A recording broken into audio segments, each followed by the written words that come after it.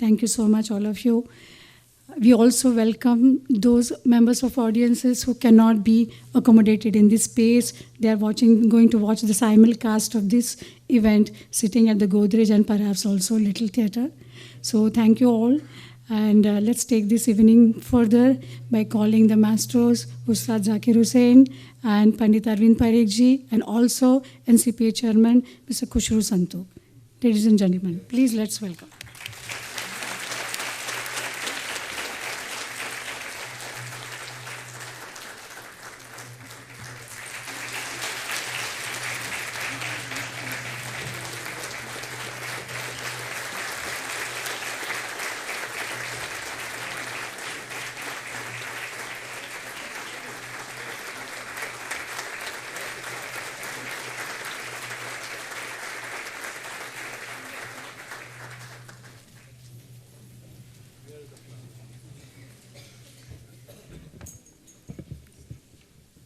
We would like to offer token of our appreciation to the musicians.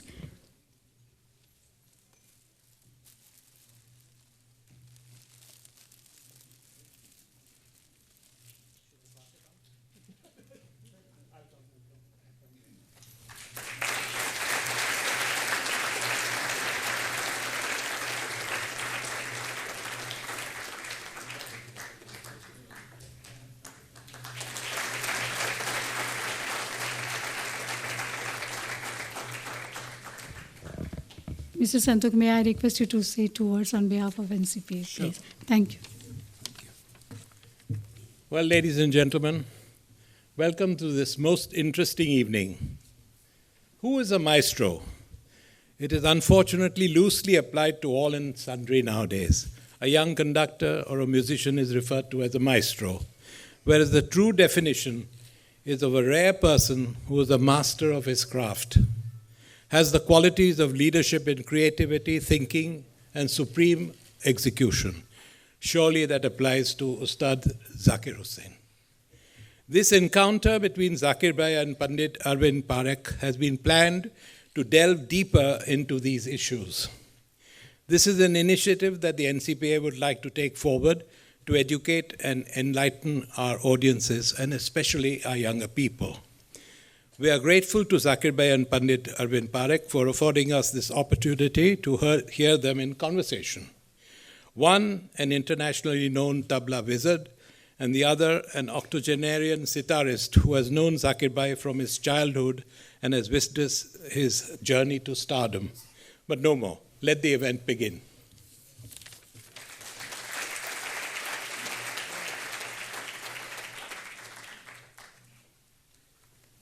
Thank you, Mr. Santok. Before I hand over the microphone to Panditji, just few announcements. The duration of this event is about 2 hours without any intermission. Please requesting you to switch off your mobile phones. And one more, that since we are simulcasting, you'll see that there is a aisle space is little increased, but please restrict your moments because you will be in the line of the camera, and the friends who are sitting in the Godrej, etc. will not have a clear view. Please requesting for your cooperation. Thank you so much. ऊपर भी लोग बैठे हैं. Zakir Bhai, at the outset I would like to thank NCPA for having such a unique event. I'm sure you'll all agree it's quite a unique historical event. When Zakir Bhai, the great icon that he is, has very readily, willingly and kindly agreed to share his thoughts about his musical journey on one side and the technical aspects of the art of tabla playing.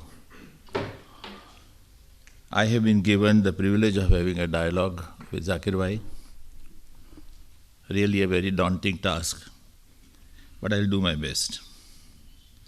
We have prepared a list of questions with the technical issues contributed by Mainkar Sahab, who is sitting here, and we have obtained concurrence from Suresh Talwalkarji also with regard to the questions. Zakir Bhai, such excitement at events which you participate in is common, usual, and expected as far as you are concerned. No. But for me to have a dialogue with you would be a unique experience. So with your permission, may I start with the question? Yes, please. First of all, I'd like to thank you all for coming here, and I hope that the Indian cricket team is doing well. Because keep your mind on that so you won't have to worry about what I have to say, which is really nothing, pretty much zero. It is in reality a daunting task, not for such luminaries, but for me. And I was hoping that my dear friends who are sitting here would have some cue cards ready for me to read from, so I wouldn't have to worry about trying to find something in here, which is rare these days. But thanks to NCPA for having us here, and thank you, Arvind ji. I mean, it's such an honor to sit on the same stage with you, and it really is. And thanks to so many great luminaries who are here, and your blessings are very, very much required. Thank you. Zakir bhai, you would recollect that in the seminar on Riyaz, which we had earlier in January, you had given a keynote address, which was not only fantastic, profound, deep thought, but also each and every tabla maestro who were present, they all said that this was a very highly interesting and a very technically knowledgeable speech which you had given. In this address, you had mentioned about the manner in which you started, Allah Rakha Khan Sahab, how he started teaching you and how you had to overnight do the practice, etc. Would you like to say a few words about that? Well, as this, I mean, I guess historically speaking,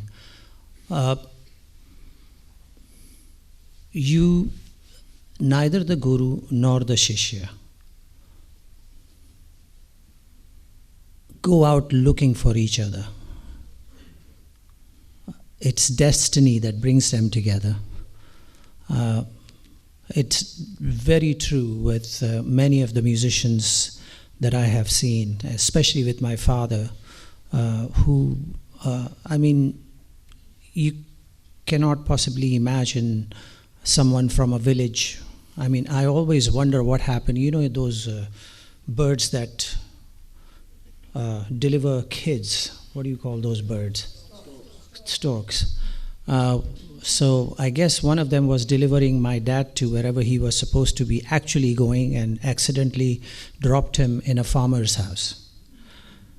And then God, while taking inventory or checking what happened, suddenly realized that the baby was delivered in the wrong place. And then had to find ways to correct that mistake. And so God did, and put visions in his mind, thoughts appearing, certain feelings and needs that drove him to having to leave his home at the age of 11 and go away and find his guru, who happened to be someone who he was seeing in his vision anyway. And when they finally came face to face with each other, his guru asked him, after watching him, "Who have you been studying with? Who is your teacher?" And he said to the guru, "You are." And the guru said, "But I have not seen you." And my father said, "But I have seen you." Mm-hmm. So, and what was interesting to see was that the hands, the position of the hands of both my father and Guru Mia Kadir Baksh was exactly the same. It is not something that is planned by a student or planned by a guru. It happens because it has been ordained. So that, having said that, someone like me, I did not have to go looking for a guru. Someone like my father did not have to go looking for me. We happened to be in the same area. It could have gone either way. It has happened with great masters where their sons have or daughters have chosen another way. And with me, it could have easily been that way, but for some reason it did not. And I think part of the reason is because maybe by design or just by accident, the idea of being a tabla student was not forced upon me. I was not put through the rigors on a regular basis. 9 to 5, you have to do this every day. 1 hour of teka, 1 hour of qaida, 1 hour of this or whatever. I was left to my own device to do whatever I was doing. It was probably because he was too busy and did not have time to be able to devote that kind of focus on me. And whenever he was home, there were always so many other people around that it was difficult for him to single me out. But somehow the information was being transmitted. Somehow it was coming. I have to say, I said, I think on that day when we were doing the Riyaz seminar, how do you get to a point whereby you are able to now listen to a master give you information and you are able to actually absorb it and analyze it and have the ability to be able to understand it? You need to get to that point. I have many examples where students were already aware performers of the art form before they actually tied ganda to their guru, with their guru. How did that happen? And why was it that those students were already cast in the image of the guru they finally connected with? How did that happen? You never know. Why is it that Pandit Ravi Shankar ended up with Ustad Alauddin Khan Sahab? Worlds apart, but they ended up together. And the shades were very similar between the two. So with me, exactly that happened. I was slowly finding my way without knowing that I was. I was slowly being guided in the direction of where I needed to be able to be the listener that I should with my father, Guru. I was being guided into that zone or into that place where I was able to have enough tools as a listener, as an observer, an absorber, to be able to sit in his presence and take the knowledge. What is a guru? A guru is a fast-flowing river, and it's up to the student to be able to either take a cup of water from there or a bucket of water from there. So I was there, and I had to be in a place and point where I could inspire him to be able to transmit the information to me. It isn't that because I am his son and that he had to give me that information. That was never the idea between us or between Fazal and between Tawfiq. The information had to be inspired from him. The teacher never teaches. The student always learns. The student extracts the information, takes the cup of water or a bucket of water from the river. So that inspiration had to come, and it did at a point where one day he actually took me to a performance. And in the middle of a performance, he looked at me. I was sitting behind him and said, "Bajayega?"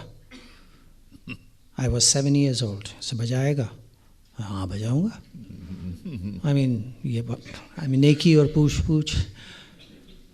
And so he said, 3 ताल पता है? हाँ पता है. अच्छा बजाओ. So I sat down and started playing Teka. Later on, 20 years down the road, I confirmed with the artist that I was playing with, and I almost died of embarrassment and fright that I was sitting there at 7 years of age playing Teka with Ustad Ali Akbar Khan Sahab. So when I checked with Ustad Ali Akbar Khan Sahab that this is what I was told, he said, yes, that's true. It was at the press club. I used to be a church gate or something. And so I played, and that was the spark. That was the inspiration that my father needed to be able to open up and transmit information to me. From that night onwards, it was, he would go wherever he had to go, play a concert or do a recording and come home at late night. And it usually would be with musicians. I remember a couple of times it was Ustad Vilayat Khan Sahab who came back home with him. Bhabhi, zara khana banana, kuch bhook lagi hai. So my mother's cooking and all that. In the meantime, baitho, acha, Teka padho. ये होता था. अच्छा पढ़ो. And you kept reading and you kept reciting and you kept reading and you kept reciting. And then at times he would just say something like, okay, here's this. Trigritkada ghentada. Ab iski tihai banao, 3 taal mein. Now, I'm 7, but the confidence in him was that he had seen that spark that I may have the ability to be able to see my way through. And this teaching was at that point not designed to, this is A, B, C, D, A for apple, B for ball, C for cat, whatever it is, but it was more like, take this and find your way there. And that's what our music is all about. Our music is to be able to take the information you have and then be able to arrange it in any combination and permutation to be able to make not only sense out of it, but to be able to create a vision that has your stamp on it, which is a very important part of our music. It's a very special part, and also I will touch on a contradiction that it creates. That's later. But his vision was that don't just keep repeating what I'm telling you. Sam ko dekho. That's what he used to say. Sam ko dekho. वो जो सम वहाँ है उसको देखो और वहाँ कैसे पहुँचना है उसकी तरफ ध्यान दो. So the idea was not just take your qaida or your rela or something and keep repeating it and 15 variations of istars and then play it verbatim when somebody asks you to play a concert, but be able to figure out how to walk with that baggage and how to transfer the weight of it from one shoulder to the next, and be able to therefore show a different aspect of it as you move towards the sum. If you understand how you move towards the sum, and if you understand how to get to that point, that's half the battle. And so that's the way his teaching was. So every night from 2 or 3 o'clock till 6 o'clock, 5:30 or 6 o'clock in the morning, this is what would go on. And my mother would walk in and say, ab bas karo, usko sone do, usko school jana hai. But that wasn't the issue. School jaake kya karega? Usko tabla bajana hai. It didn't matter to him that I had to go study, but thank God to my mother that she made sure that I went to school, and or else God knows where I would be. But anyway, so up till 5:30, 6 in the morning, this would happen. Whenever he was home, this was the routine. I remember till about the age of 12. This happened at least 10 to 12 days a month. It was a great time. It was fabulous for me. As a child, sleep was not necessary. I looked forward to it. I was excited about it. I would not eat my dinner at the time when my mother would want me to eat. I would wait for him to come because I wanted to sit with him, eat with him. And as far as I was concerned, that person, that spirit was God.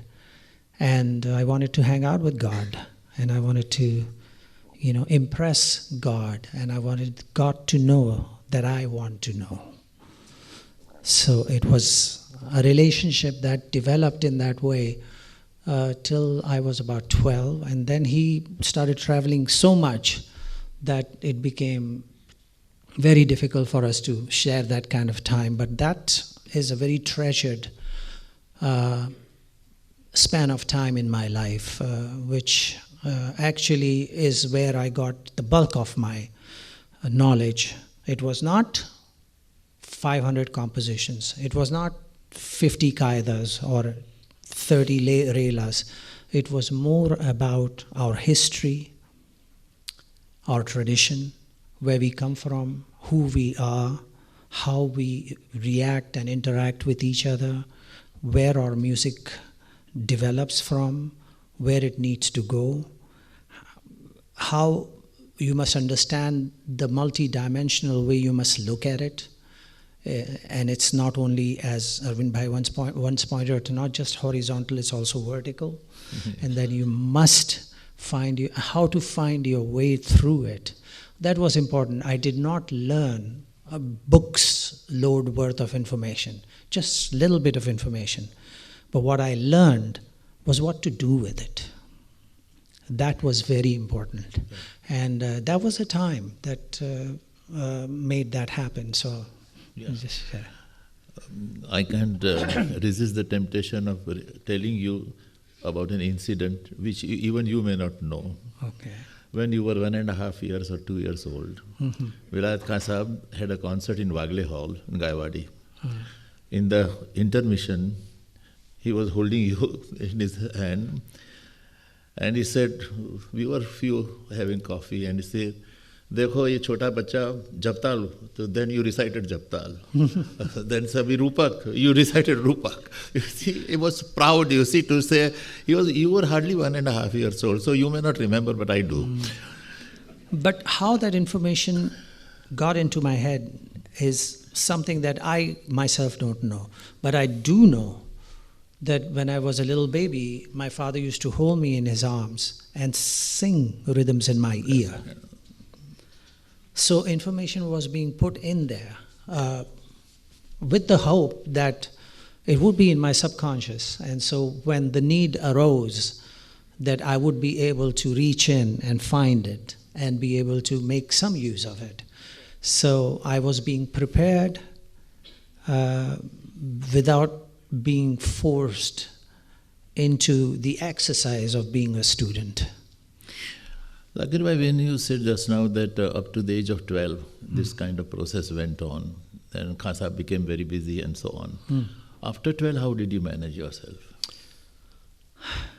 Well, first I want to say one thing. He used to start traveling a lot. So once he left, went, and so we all went to see him off at the airport, and I looked up at him and gave him a hug, and my head was up here, and then he left, and then sometime later he came back, and I went to receive him, and then his head was here. I mean, that's the kind of time he had to go away for. I mean, Ravi Shankar ji and their popularity as a duo was at its peak, and Indian music had become the toast of the Western continent, and so they were constantly busy on concerts, and they were gone 8 months, 9 months, 7 months a year, and so it was very difficult to keep interacting with him, connecting with him. Every once in a while we would receive a postcard written by somebody else but dictated by him because he was illiterate. And I still remember one postcard, I think it was from Manchester. And it was a postcard and I was looking at it and I said, wow, those are real buildings? I couldn't imagine buildings with so many lights. Lights, unbelievable in those days in Bombay. We weren't even allowed to drive with lights on, if you remember in the olden days. So just to see that kind of stuff. But as a young man, I used to get opportunities which allowed me to be able to put into some kind of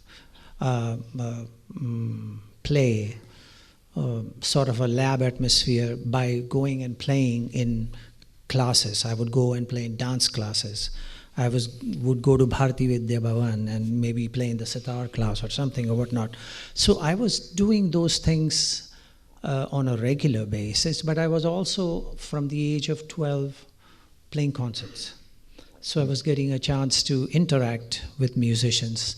And some strange ones also happened. Like once I was asleep in the house in Mahim, and somebody came and knocked on the door, and my mother opened the door, and they said, "Khan Sahab hai kya?"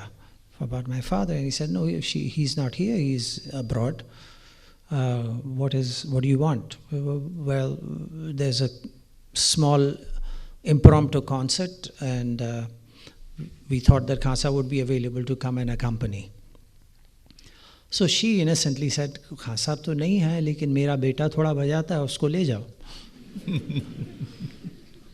So I was woken up and a kurta was put on me, and in those days no tabla bag, so chadar mein tabla बांध के powder का जेब में रख के वो भी paper में, हाँ, पाउडर उसको फॉरवर्ड कर. तो in any case हम चल दिए.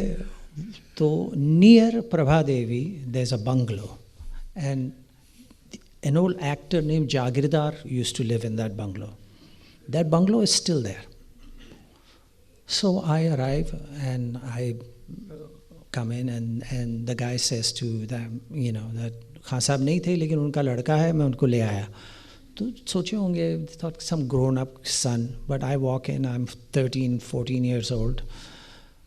And so they sat down. So, अच्छा बजाते हो? जी थोड़ा बहुत. Okay. अच्छा एक ताले का ठेका लगा सकते हो? जी अच्छा ठीक है. The senior Dagar brothers. Oh. So, they saw that I was a young kid and I obviously had no clue what was happening. So rather than sing Drupad, they sang Khayal and Ek Tale Ka Theka, aur wo tabla hai. So I sat and I played with them. So that was one of the examples of being able to, find my way around things. Another very interesting blessing that I had was that at that young age, one of my duties was once a week, every Sunday, I would have to take the bus with the chadar and the tabla in it and go to Walkeshwar, Teen Batti, and walk down to the house where Ustad Bade Ghulam Ali Khan Sahab lived. Every Sunday. So I would arrive there. Bade Ghulam Ali Khan Sahab's wife she used to call my mother her daughter. So there was a relationship there. So I would go. And my job was to sit there with the tabla.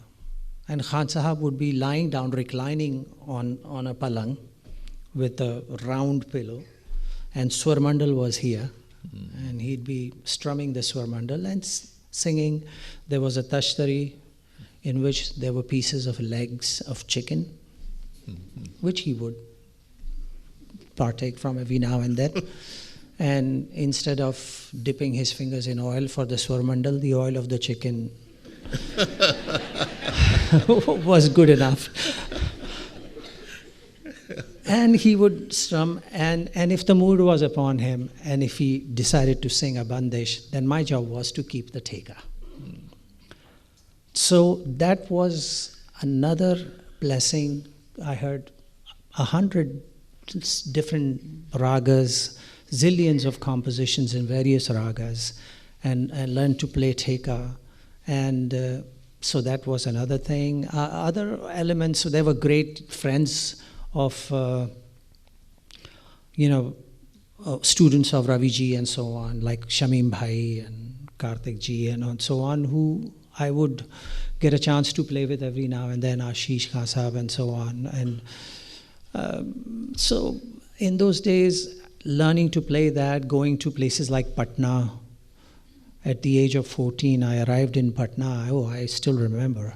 And I landed at Patna station, and I'm waiting to be picked up. Nobody. And I'm waiting. Suddenly this one guy sees some bag next to me and approaches me and said, "आप जाकिर हुसैन हैं?" जी। खान साहब के लड़के हैं? अच्छा, हम तो समझे थे कोई बड़े साहब आ रहे हैं. And I was almost in my school shorts and shirt. And I'm going there to play in Patna, 2 days of train ride away. And so I arrive and I sit down to play. So I'm playing with Ustad Halim Jafar Khan Sahab. So in those days, announcements were very interesting in Patna because it was a Dasera festival, and I was in there were 3 or 4 different stages. I was on Gardhani Bagh stage. So announcements were more like, अब आपके सामने हिंदुस्तान के मायानाज कलाकार उस्ताद हलीम जाफ़र खान साहब आ रहे हैं. उनके साथ तबले पर संगत करेंगे 2 दिग्गज तबला वादक. स्टेज के राइट से आ रहे हैं बनारस के पहलवान तबला विद्वान लच्छू महाराज. लच्छू महाराज एक डांस, मतलब बिरजू महाराज जी के चचा नहीं, वो नहीं. अच्छा. ये दूसरे लच्छू महाराज जो एक्चुअली एक्टर गोविंदा के मामा लच्छू महाराज, निर्मला देवी जी के भाई. तो और स्टेज के बाएं तरफ से आ रहे हैं बम्बई के नवयुवक तीर जैसे तबला वादक जाकिर हुसैन. तो उनको मतलब वो ऑडियंस को ज़रा बड़ा, क्योंकि ऑडियंस भी मतलब रिक्शा वाले, पान वाले, मिठाई वाले, सारे वाले बैठे हुए हैं. तो वहाँ ऐसे ही मतलब दंगल होता था कि जैसे लड़ाई हो रही है, अब आपके सामने देखिए क्या होने जा रहा है और क्या. और तो ये ऐसे प्रोग्रामों में भी जाना आना होता था. एक बार तो ऐसा भी प्रोग्राम हुआ जिसमें हम गए बजाने के लिए, और मैं गया, हाँ करीब 15 साल का था, आरा बिहार में रईस भाई के साथ बजाने के लिए. तो हम बजाने के लिए गए, बजा के वापस जब आए पता चला कि ऑर्गेनाइज़र जो टिकट सेल्स के कैश लेके गायब हो गए. अब रईस भाई को तो जाना था बनारस. अब मैं बेचारा 15 साल का बच्चा, मेरे पास ज़्यादा से ज़्यादा 8-10 रुपया होगा, मैं क्या करूं. परेशानी की बात थी. तो एक साहब थे जो कि मेरे पिताजी के शिष्य थे, उनको कहा गया था कि आप बनारस से आरा जाके make sure Zakir is okay. तो वो मुझे अपने साथ बनारस ले गए और वहाँ से मुझे उन्होंने टिकट करा के ट्रेन में बिठा दिया. और मैं ट्रेन में बैठा तो एक साहब आए, अरे तबला बजाते हो? जी. अच्छा खोलो तबला. अब उन्होंने गाना शुरू किया. वो थे एक्टर कन्हैया लाल. वो अपनी फैमिली के साथ 3 टायर में बनारस से काशी एक्सप्रेस में बम्बई जा रहे थे. तो यू वोंट बिलीव कि बनारस से बॉम्बे तक वो मुझे तबला बजवाते हुए आए। फ़ायदा सिर्फ इतना हुआ कि फ्री खाना मिला। तो मतलब वो हर तरीके की कजरी, ठुमरी, दादरा, पता नहीं क्या क्या उनको सब याद था। तो मतलब अलग अलग भांत भांत के कलाकारों के साथ बजाना, और सितारा जी की क्लास में भी मैं बजाता था माहिम में। तो ऐसे कर कर के आई was able to use the information that I received between the age of 7 and 12. Why? Because I was taught how to use the information. So it was possible to be able to use it, utilize it. It was very small information. I still don't have a lot. I have very little information. But the blessing I think I have received is to be able to utilize it and create the impression that there is a lot there, when there isn't actually. Zakir, this is going to be very interesting, very exciting what you are doing. Thank you so much.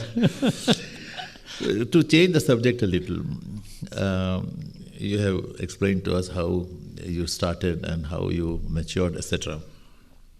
I haven't yet matured. I stand corrected. But your gharana, Patiala gharana, uske बारे में कुछ कहेंगे? The technicalities, the you specialities. You are correct. मेरे पिताजी का, he was a singer as well. Yes, Radio station से गाते थे. So he was a student of Patiala gharana, Ustad Hussain Khan साहब. But tabla obviously Punjab gharana. So happened to be in the same neighborhood. It is, for me, at this moment in my and time in my life, very difficult to honestly say that I belong to a gharana. I am proud of my lineage, of course, and I am grateful to have that connection.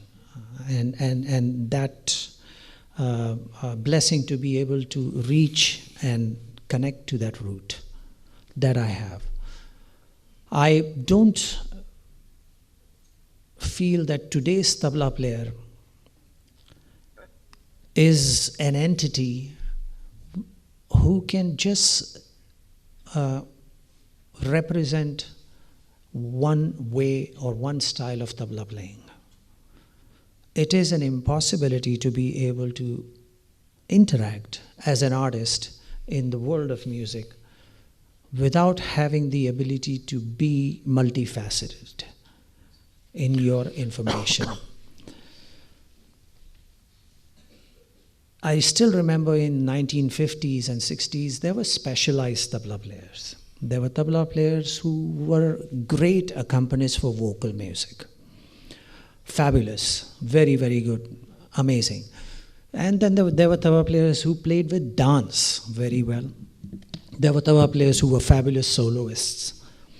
And there were tabla players who were great with instrument playing. But there may have been only 3 or 4 who could do all of that. And so the selection process at that time was very limited. I mean, if you wanted to have a tabla player who could be booked for a conference, who could one day play with an instrument, next day play with a dance, and another day do a solo, you either called Pandit Kishan Maharaj, or you called Pandit Shamta Prasad ji, or you called Ustad Allah Rakha. And that was about it. Then for vocal, you had somebody else, and dance. But even in those days, if you did not have a specialist vocal tabla player with you, and you had a very fine tabla player, say someone like Ustad Karamatullah Khan Sahab, who was a very, very fine accompanist, an amazing accompanist.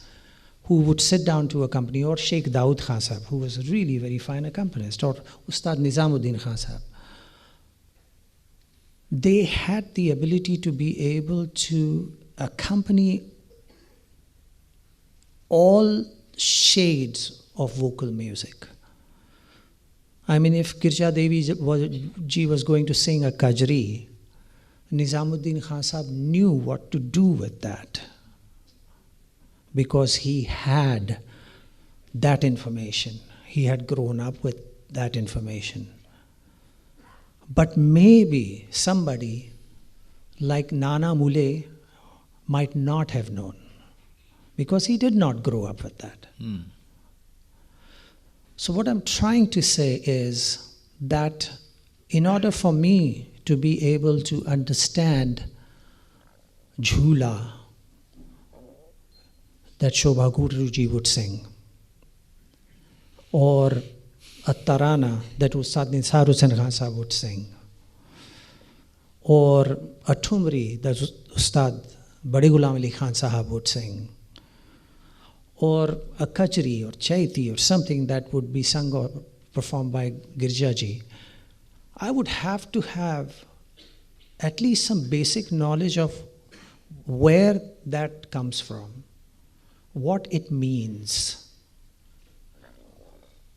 what it is trying to say, and how to make that possible, help make that possible. And therefore, me, a tabla player from Punjab Gharana, would have to have the ability to be able to be a tabla player from central part of India, a tabla player from Banaras, or if I was accompanying Vasantrao Deshpande ji, I would have to be a tabla player who would understand what Natya Sangeet is all about. How could I do that without, if I just limited myself, blinkers on, saying that this is what my father taught me and this is all I will play, then I would be called to play a solo concert. भाई पंजाब घराने का तबला सुनना है, जाकिर को बुलाते हैं, सुन लीजिए. और उसके बाद maybe if the relationship is good enough with other instrumentalists or somebody who would want me, then they would call me. Or else, why? If I am not able to contribute. What is a tabla player? It's a question that I have to put forth. There are good and bad elements for a tabla player. What does a tabla player want to do? A tabla player wants to make sure that he's noticed, that he's appreciated, and that he has played well enough to be invited again. Okay. Now, how do you accomplish that? Do you want to play so that the audience applauses, and so they remember you and the organizer thinks, oh, they loved him very much, we'll call him? Or do you want to be the driver that you are supposed to be?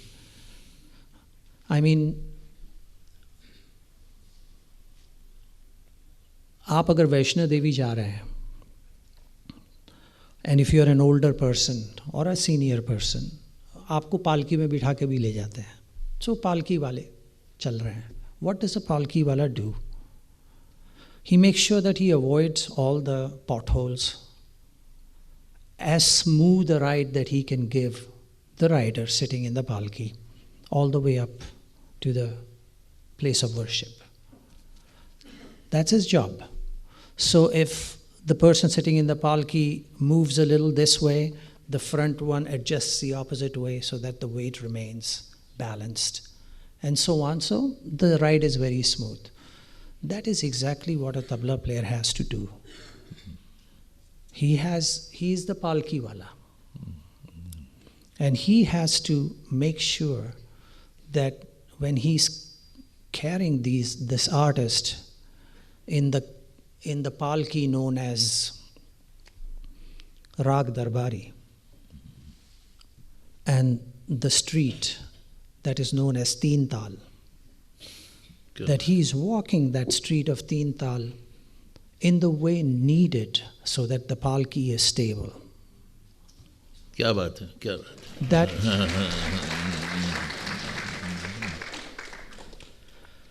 it becomes very difficult for a tabla player to sometimes be able to accomplish that, because, I mean, there is this need to be able to be invited again. And whether that invitation has to come from the artist or from the organizer are two different things. Some tabla players feel that it is expected of them to be able to display their wares. And so it must be done. Some tabla players have come to terms with the idea that they have this specific duty to perform.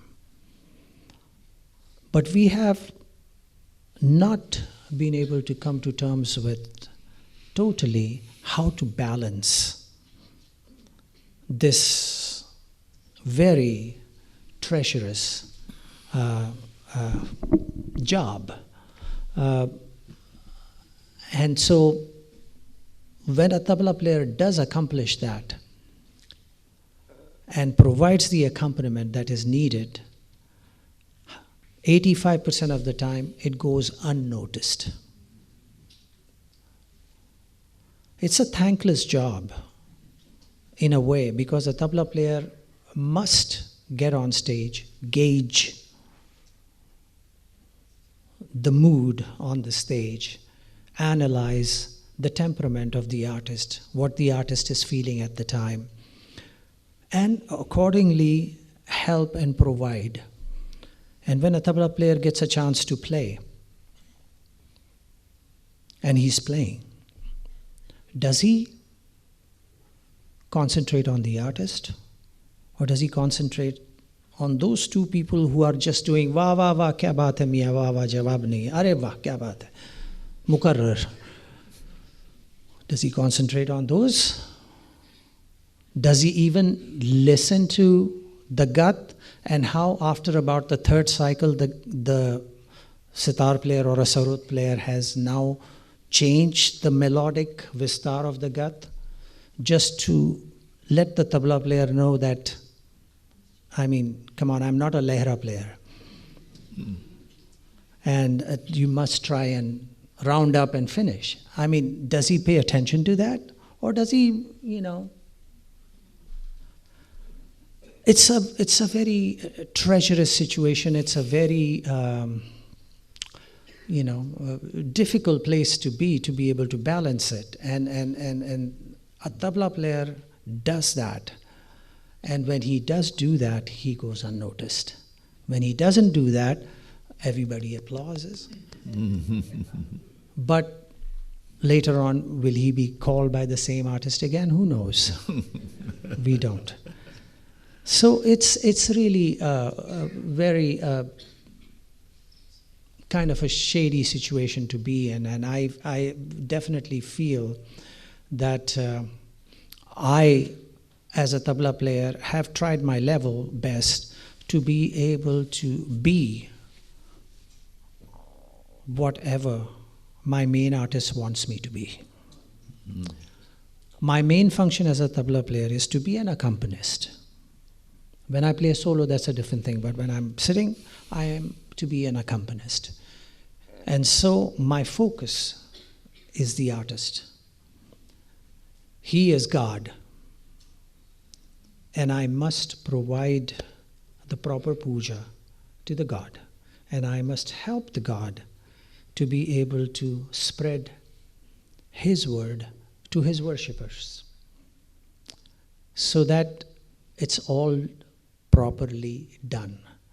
So staying with Punjab Gharana may not help me if I'm sitting with the, Ustad Latafat Hussain Khan Sahab, or मतलब भैरवी बनाओ बत्तियाँ गा रहे हैं या जो भी है, how am I supposed to accompany him? Or if Omkarnath Thakur ji, who I have played with, if he's singing Mat Ja Jogi, what am I supposed to do? And maybe what I've been taught does not include that information in it. But I must find that information, and therefore I must step out of the box. And I must try to be someone else that I am not taught to be. It's true not only for tabla players, it's true for everybody. We have a very sort of a trap in our music. It's a contradiction. We represent a traditional art form. We represent an art form that has existed for centuries. We are expected to present that art form in the way it has been handed down from father to son to whatever. But we are also asked to be creative. We are asked to be able to create something new every time. But wait a minute, don't change anything. How do you do that? How do you not change anything if you're already creating something new? You are. You're absolutely changing it. You're absolutely putting a new idea into it. Ustad Amir Khan Sahab, no one sang Marwa like that before. Marwa was a whole different spirit. And he sang it. And it became what it is. The whole world accepted it. Very true. Whole world accepted it.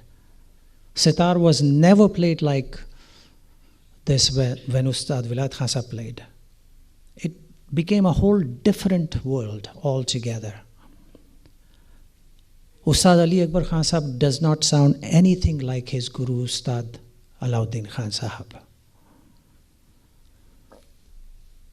So, I have to say, when Hafiz Ali Khan Sahab used to play band music on his sarod, just to make people happy. But there were innovations. There were innovations being made. South Indian ragas came into play. We started playing different sorts of rhythm cycles. Tals appeared. Tihai became an interesting concept. Chalans, chand appeared, and in more detailed manner, incredible visibility, layers of all these things. We adopted all that and we embraced all that. But we at the same time kept saying, I belong to that gharana, or I belong to that style. But we played differently. Ustad Latif Ahmed Khan Sahab represented Delhi Gharana, but he played everything. He played Banaras, he played Farrukhabad, Lucknow, Delhi, everything. Ustad Thirakwa Khan Sahab played everything. So, for me to be able to say that I belong to Punjab Gharana, that my taaleem is that, and therefore that's what I play, is in all honesty a very difficult thing for me to say. I cannot. But I can say that my initial taaleem, my basics are of that gharana. But in order to be a tabla player that I am today, I had to expand my world. I had to look at the world of tabla in a more panoramic view and adapt many different things so that I could be of value to artists I would accompany. Zakir bhai, a small question related to what you have said. I read somewhere that freedom without discipline leads to anarchy, and discipline without freedom leads to fascism.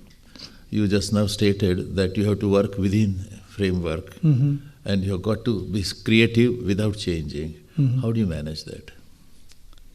I don't. Okay. There's a great jazz musician named Charlie Parker, who's a horn player. He found his own way to be able to play solo over the chord changes. Ranjit Bhai would agree with me. And the reason why he became great was that the way he did it, he made what others would look at not quite the way, he made it right. Because he could. That's a mark of a genius. Every now and then you see something like that happen, when a genius arrives and helps the music turn the corner. Ustad Bade Ghulam Ali Khan Sahab did that. Ustad Amir Khan Sahab did that. Ustad Vilayat Khan Sahab did that. Ustad Ali Akbar Khan Sahab did that. They found a way to be able to give the music that extra push that it needed to go to the next place. Fantastic. Next level. They didn't do it by just adhering to that which was injected into them. They, in an unabashed and unafraid manner, expressed themselves. And by doing so, they showed us that there is another way. This has happened before. I mean, how far can we go? 120 years, 130 years? After that, we have no clue what our music was all about. We really don't know. We don't know how somebody played, how Tansen performed. We have no idea. Very true. How Ghagge Khudabakhsh Khan Sahab sang. We have no idea. We have no idea all those great masters, how did they play tabla 200 years ago? We don't. We just know that they existed. We know that they were great. We worship them for their spirit as sublime and incredible it was, and for the knowledge that they passed on to us. But the knowledge that they have passed on to us is something that is an analysis of another human being. It's not their word verbatim. It's like the Bible. As written in the old language, it's not the same in English. It most certainly is not. When Bhatkandi ji stood outside the window and listened to the great masters to take notes about the ragas, maybe he heard wrong. Maybe some note he thought was Tivra, but it was not. Very true. It is quite possible. I mean, we have such contradictions in the raga system, in the tat system. We believe certain ragas should be in one tat, but they are in another tat. Why? So, it is very difficult for us to go back any further than maybe 120, 130 years. I believe that the information, for me, is valid because the spirit that gave me the information did a direct transmission to me.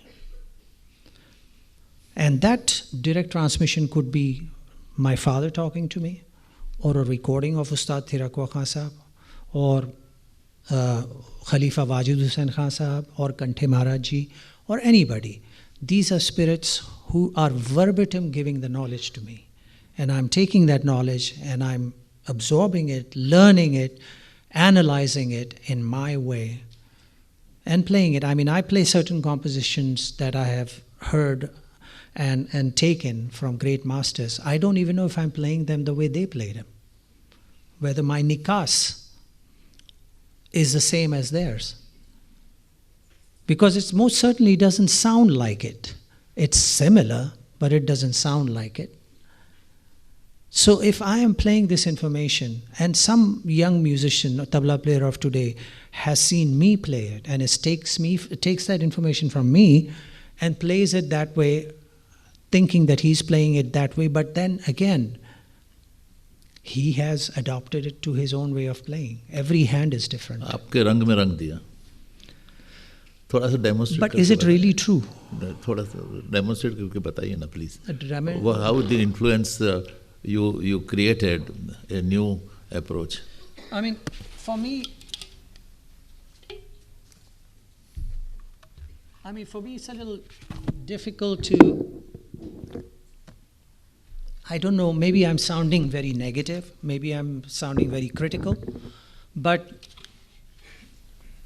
I feel that, for instance, the example is that Delhi Gharana, tabla, do ungli ka baaj. As I've been told, do ungli ka baaj. So, do ungli.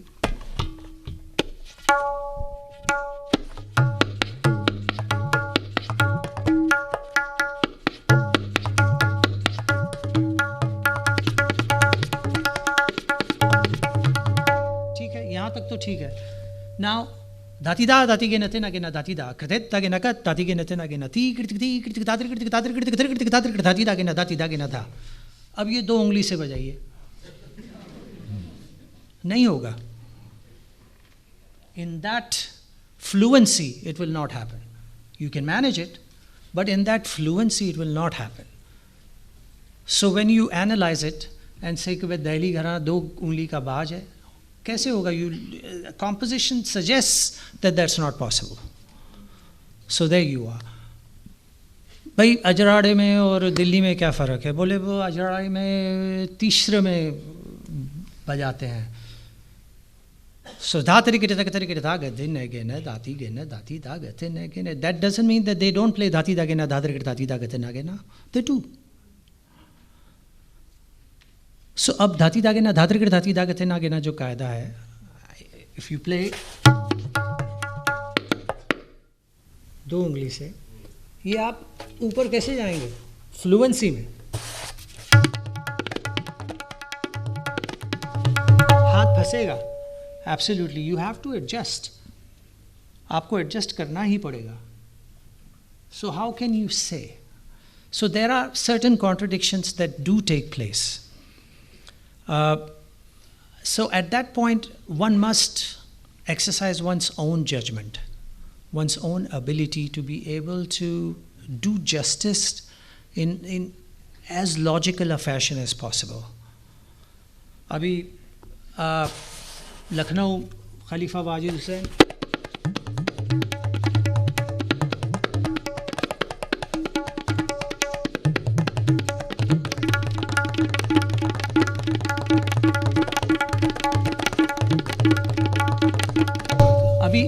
I've heard this in a recording and I have imitated that row, but I don't know if I'm doing it correctly.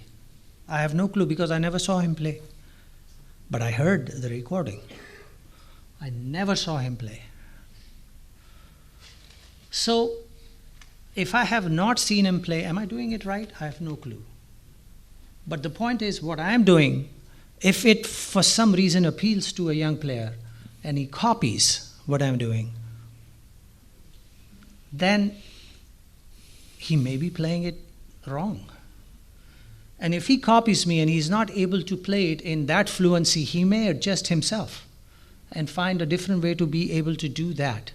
That's what I did with my father. His hands were magical. His hands were big. I'm glad he never beat me. They were big hands. Thick, chunky hands. And so when he played Tirikit and did a Tirikit Rela, and I'm sitting there and I'm playing with him, I sounded puny, which I was, obviously.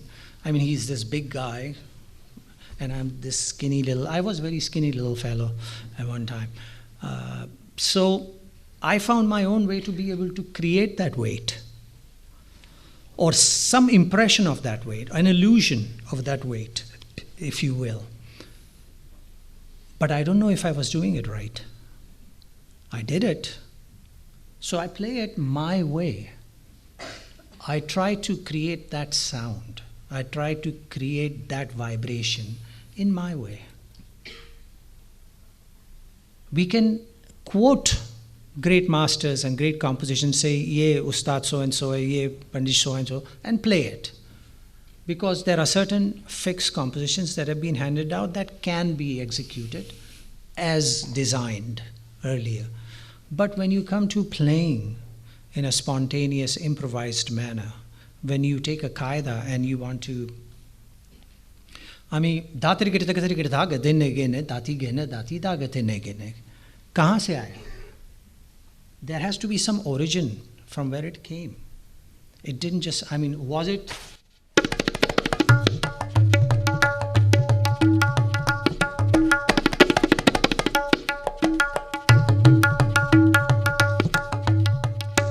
Lucknow. So, but in normal Chatushra,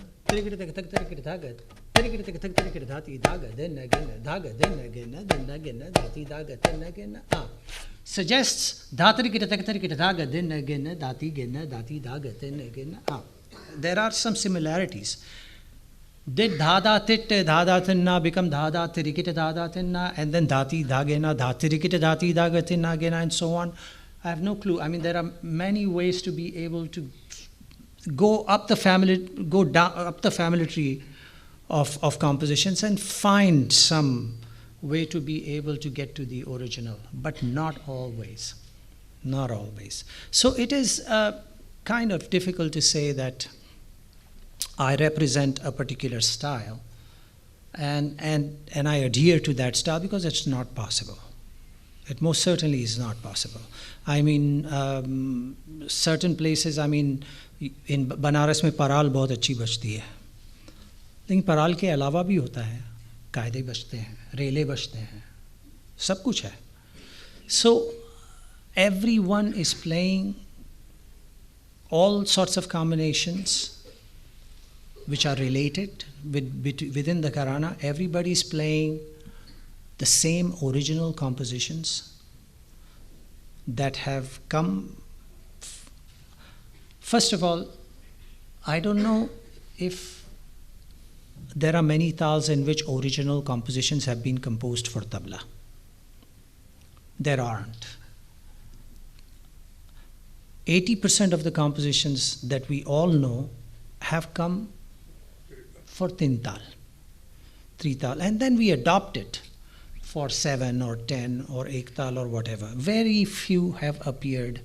So for us to say, abhi main 13.5 मात्रा बजाऊंगा, आप 13.5 मात्रा में क्या बजाएंगे? बजाएंगे तो same material ना, आप वो धाती धागे ना धाते रिकट को ही ले जाके चेंज करेंगे ना, आप चाहे उसको रूपक में ले जाएंगे या झपताल में ले जाएंगे, वहीं आएगा. You will take the original matter and play it. So if I'm from Punjab, I may play it my way. If somebody is from Farrukhabad, they'll play it their way. If somebody is from Banaras, they'll play it that way. Banaras Baj comes from Lucknow, but they don't sound anything like Lucknow. Materials is similar, but they don't sound anything like Lucknow. Not at all. So it's very difficult to say that you belong to a particular gharana and that you represent that. But yes, if you ask me and say that एक पौना घंटा आप पंजाब बजाइए, बजा देंगे. What I perceive to be Punjab, I will play. And when I say what I perceive to be Punjab is what I've heard from my father and what I've heard recordings from other tabla players from Punjab. I can play those compositions honestly in my mind that they are from Punjab, they belong to Punjab Gharana, so these are Punjab compositions. May not necessarily be true, but it is possible. So this is what I mean by where we are at the moment. So I can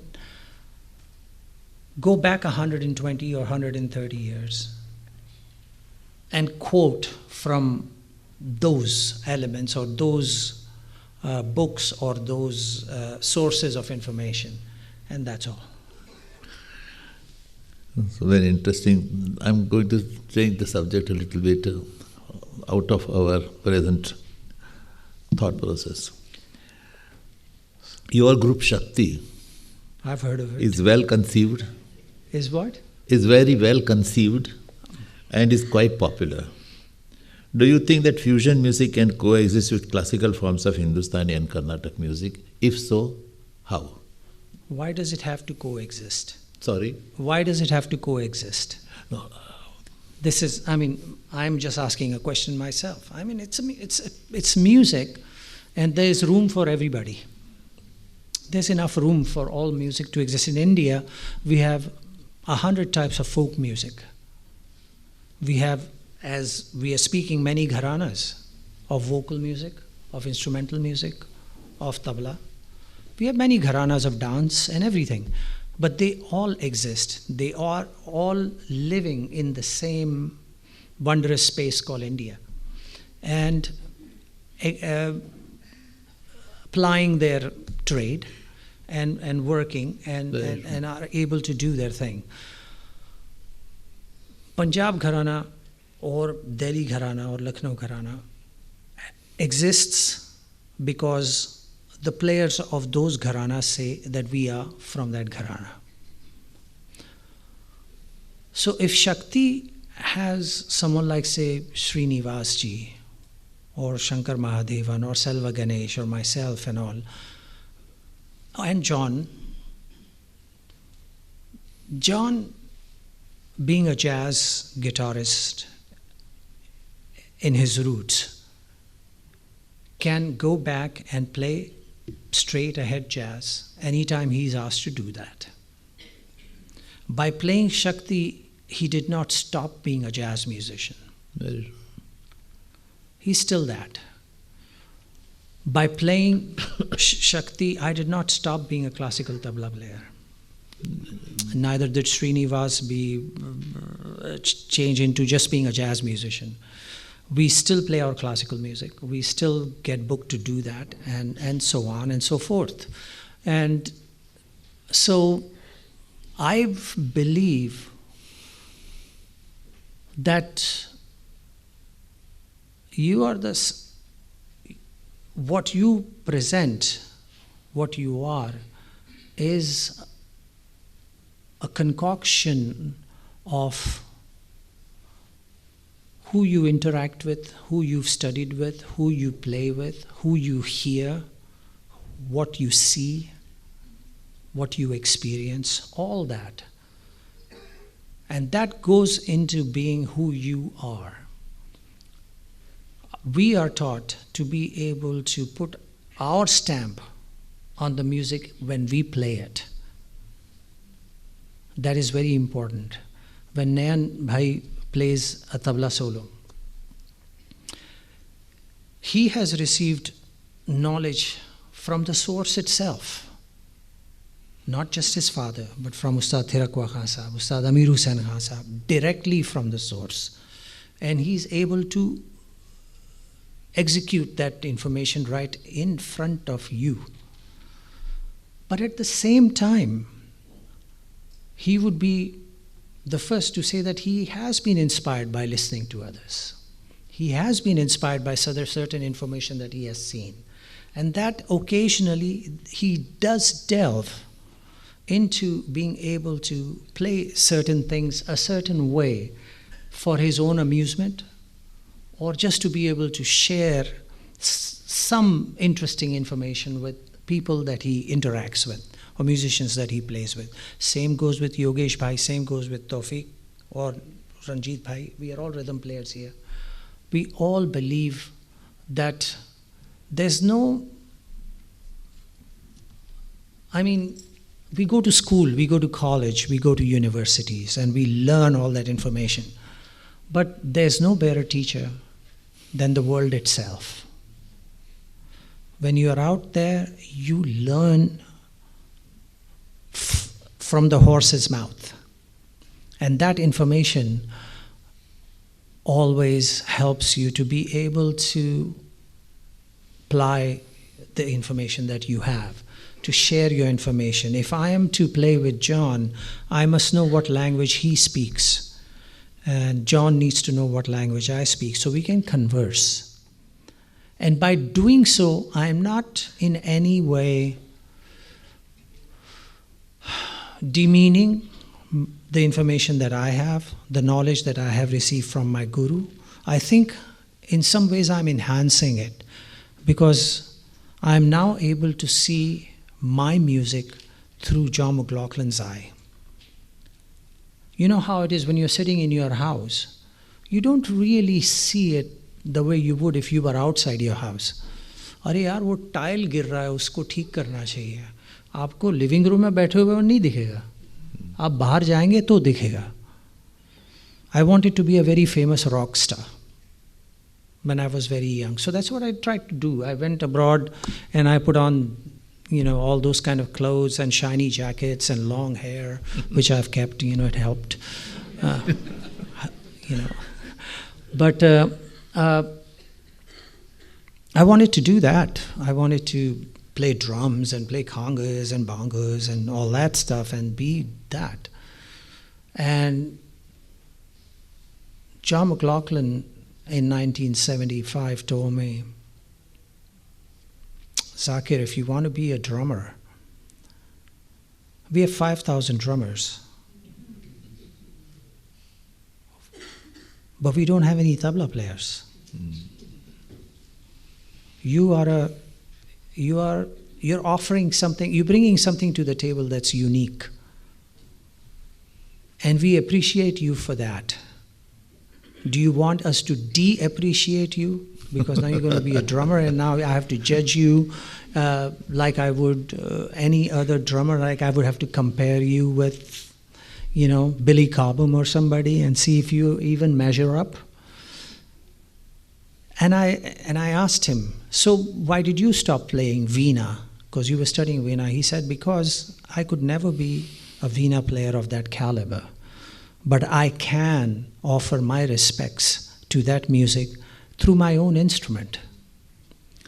That I can take that information, transpose it to my instrument, and play it and pay my respects. And in doing so, not only pay my respects to that music, but enhance my ability as a musician, to grow as an artist. And that made total sense. That's exactly what George Harrison once told me in a studio. We were editing an album in, there's a studio in Soho down in London, below, naam bhul gaya. And I asked him the same question, why did you not continue playing sitar? And he said, well, I play sitar in my living room, but I'm not going to play it on stage because I don't want to in any way make that information appear to be inconsequential by me playing the sitar. I won't be able to play it the way it should be played, but I can play the guitar and I can put it on that instrument, and it made total sense. So why not have my tabla be a drum set? Why not my tabla be a bass or a piano, or a congas or timbales or anything? Why can't I have my tabla have all that information? It can only just increase what's coming off my instrument. It just will allow me to, make my package appear to be bigger than it actually is. And so I honestly believe that by playing with all these different musicians, by interacting with music of all variety on this planet, that it has helped me to be a better tabla player. It has helped me to express myself with more confidence, with a better grasp of the language of music. And it's just, I think, made me a more, not totally complete, but somewhere in the area of being a tabla player. I mean, no tabla player is alike, no sitar player is alike. Nobody plays like the other. It's true. But I do have to say that there is something that I do which, other tabla players don't do. And I don't play as fast as other tabla players. I don't play as strong as other tabla players. I don't have that ability. But I am able to color it because of the information that I have gathered. That makes me appear to be a little bit more masterful than it actually is. Zakir bhai, so yes, music can coexist. We have asked you questions with relate to background, and now the next section is the specific responses. But before we go to the next section, I cannot help to say whatever you have said for the last 1 hour, that your grace is beyond words and your humility is very, very touching.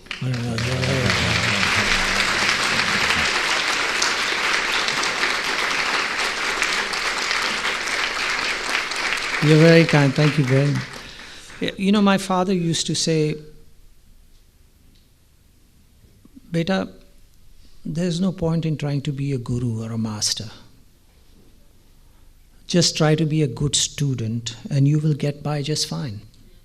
Those were his words. And it's true, every day you step out of your house, you are learning something new, something different. You cannot just say, I'm a guru, so I'll just sit back and be a guru. Life will pass you by and you'll become obsolete. You must keep up with the changes. You must reinvent yourself. You must always appear to be new and fresh. We do talk about our Indian music because of its spontaneity and its creativity is always so fresh. And it is so fresh because it is being recreated every day. It is being broken down at night and rebuilt again in a different face, a different shape, a different size, a different canvas. So therefore, it's fun always. Because today you don't know what it's going to be, and then it is, this is what it is. It's beautiful. It's something different. So that's what it is. And so my father always said that just be a student. He was always a student. He always learned. And I always find that if I am to share information with somebody, and if I'm showing, my guru brother, a younger guru brother, okay, play it like this, and by him playing, I probably see something in there that makes me find a whole different way to be able to show it to someone else. It just gives me a different example to quote. So, as a teacher, you're also learning. So, learning process is the only element that is constant. Right. And so that's what he said. And another quote, someone said to a great musician when he came off the stage, Maestro, you were perfect today. And he just looked at the person and said, son, I haven't played good enough to quit yet. That is a very profound statement. No, very true. If you think that you've played the best you can ever, then you might as well hang up your boots. Because this music is such that, it's a never-ending learning process. Not just this music, anything, life. It's a learning process. You will never be a perfect human being. You will strive to be one, but you will never be a perfect human being. God himself tells us that he's not perfect, or she is not perfect. It's a fact. You cannot. So you will always go for the horizon. And every day you will start your journey again. You will never reach it. But that's not the point. That's never even the problem. And it's not even sad. It's the journey that's to be enjoyed, to have fun with, to really experience on the way great meetings, fun interactions, a great learning time, whatever it is. I mean, that's the journey that you will enjoy and make the best use of. And then as you move on, you pass on the information. So in that sense, all music, all art, all culture, all traditions, very happily will coexist. Well, I think I can add one more adjective to your grace, your humility, that you are a philosopher too. Oh, no.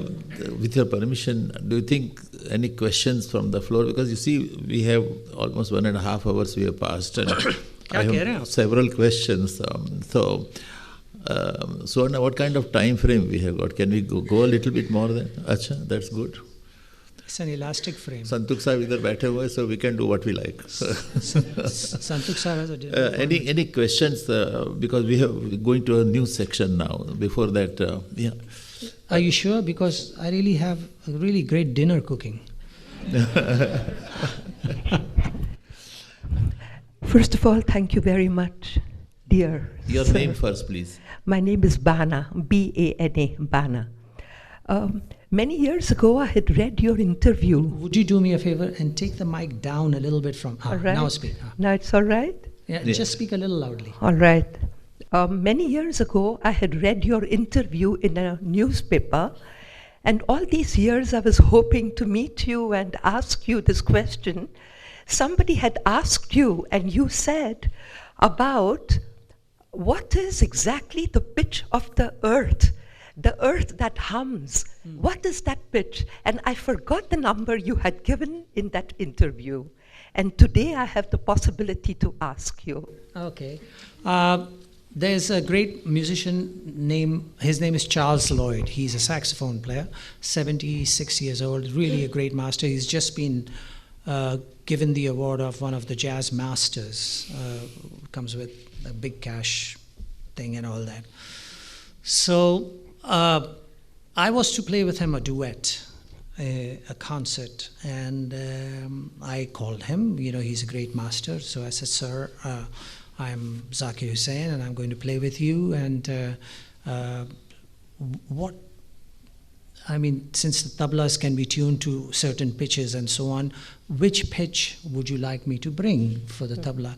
And he said, son, just tune the tabla to the key of the universe. He was just that way. I mean, just totally an open guy. And I've noticed that I've played maybe 50 concerts with him, and we've never rehearsed. And from the very first time we played, no plans, no rehearsal, just go on stage and play, and that's how it's been, even till now. And so I have another friend, his name is Mickey Hart, he's a drummer. And he's been instrumental in me being in touch with some very, very famous drummers of our time, percussionists. So some research is being done as to what is the rotation. So say you hit this, but this is just one dead tone. But if you recorded this tone in a loop and played it, say, about 500 times faster, it will sound like a note. It'll become a pitch, a tone. So, similarly, when the earth is revolving around its axis, it hums. And it hums at a note which the scientists have actually calculated to be B flat. Oh, I see. B flat, which in our word is Kali Panch, as I understand it. So that's basically what I did when Mr. Charles Lloyd said, tune to the key of the universe. I tuned my tabla to B flat. And I brought it to the concert, and we started playing, and he just took off from B flat and started playing. It was great. It was fabulous. No problem at all. Next question is. Thank you very much. Thank you very much. Just a minute, microphone. Thank you, Anna. Just throw it, it'll hit someone. Microphone.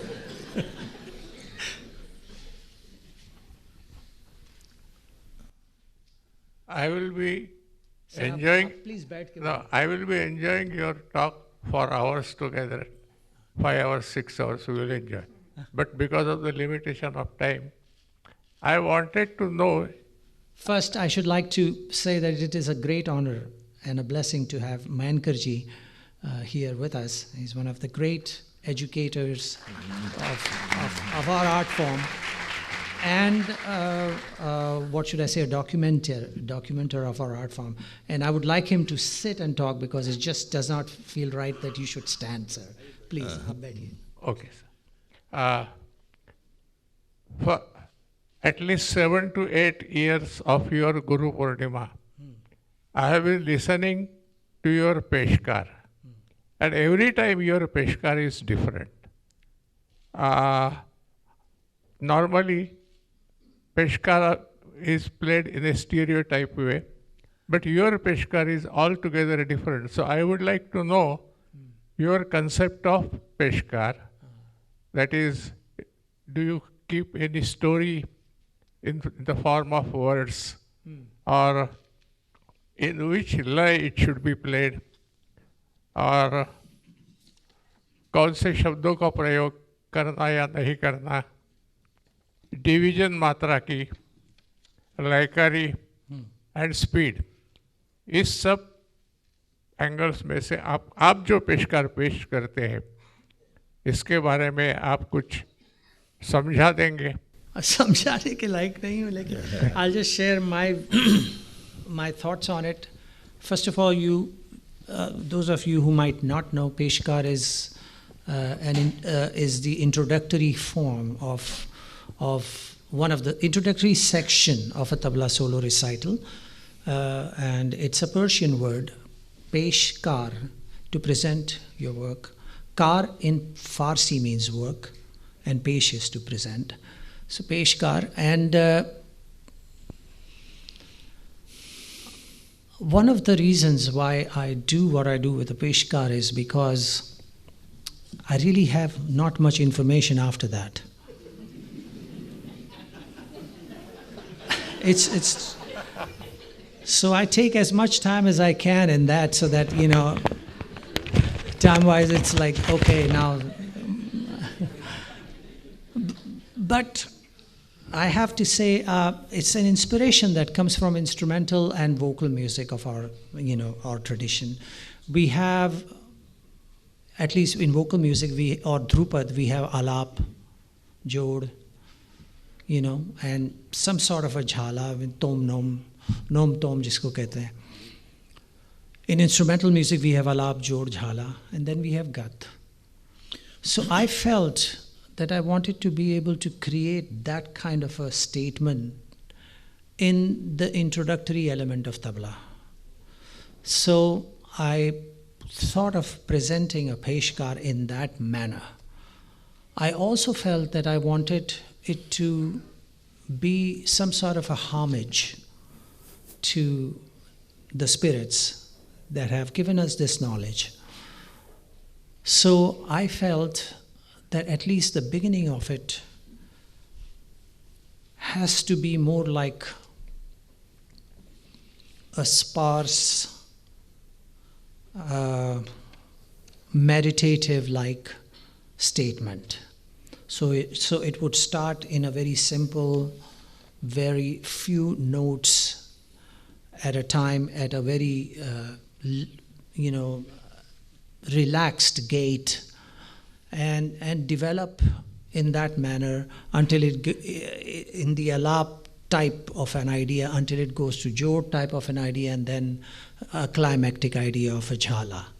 So I felt that that's what I wanted to accomplish. It not only came from the instrumental music, I must also give credit to a performance that I attended of the great Maestro Pandit Kishan Maharaj. After he did his uttan in his solo and finished, then he started his development of the syllables of the tabla, And he stopped and said, जैसे तंत्र साज में आलाप जोड़ झाला होता है, उस तरह से ये इन बोलों की बढ़ंत मैं आपको करके सुनाऊंगा. So he did that, and it resonated with me, and I thought this is an interesting idea because I was thinking about it. And so if someone like Pandit Kishan Maharaj ji is doing it, then it's okay for me to do it, and it's all right if people criticize it. I'll say, just go ask Kishan Maharaj ji. Send him over there. I mean, it's like I'm safe. It's too late now. True. But so in any case, so that's my approach to the music, and it starts off in a very meditative pranams to my guru and my guru's guru and all other spirits that reside in the world of tabla, and then take it forward. The other thought I had was that it's like the development of the Alap Jod Jhala in a way where you get up in the morning and you wash and you do your prayers. And it's a very shant, peaceful atmosphere. And then you step out into the world. And then you encounter all the activities that is there, and things start to get more, rhythmically more invigorating and more fun, and sometimes more tension is there and so on, and it develops in that manner. So that's what I thought my Peshkar should represent. It should represent a daily life. It should represent a prayer-like environment. It should represent the Alap Jod Jhala type of presentation. As far as presenting it at a certain tempo or lay, I have never told, and maybe it's because I'm embarrassed to tell because I myself never know, I've never told a lehra player which tempo to start in. A lehra player will start in whatever tempo he wants to start. And then I will find my way in it. And that is why by that beginning is the reason why my Peshkar is different every time. Because if the lay is different, I will treat it in that manner, and I will use the phraseology in the manner which that lay or that tempo allows me to do. So therefore the Peshkar will appear that way. If our lay was different, obviously it will be different. So that's, and that actually is a nice thing because it allows me, or it forces me to be able to arrange differently every time. Did you have a question? No, not a question. Huh? Please demonstrate. Thoda sa, Not how really. how you have developed from getting up early in the morning to... And whenever I play Peshkar, I mean, first of all, Lehre wala is not there, so tempo, I can set the tempo. Wow, this is great. No, first of all, I have to tell you that because there is not too much information that I have, I never plan as to what I'm going to play. When I sit down to play a Peshkar, it's not in my mind as to it's going to begin this way.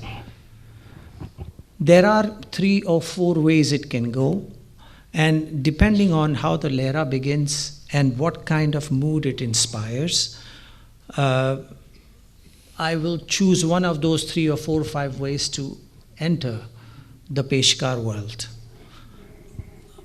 and then go from there. But the idea is to go from very simple, sparse language to finally to a complicated language. So therefore, even the use of the syllables is very, very, how should I say, kindergarten-like. Kaun hai? Nahin, theek hai. I will use my operatic voice. What do you want? Nahin, sir, ye haath lagega. So tempo, whatever it is, but here it is.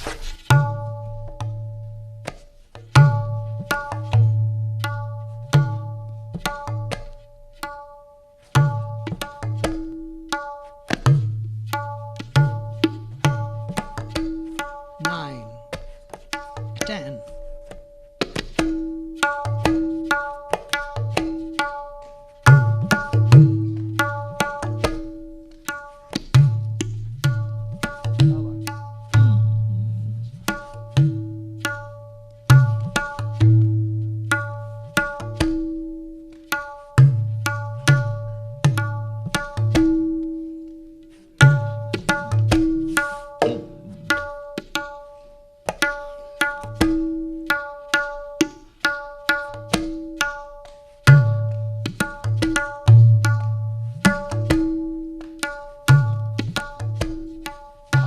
So, I mean, developing it like that to the point where it goes to the frantic business where, you know, you see me, my face contorts and gritting my teeth and all that. If I can make a humble observation. Huh? Just a humble observation about Zakir Bhai's Peshkar, नाम बोलना था. Nayan Ghosh.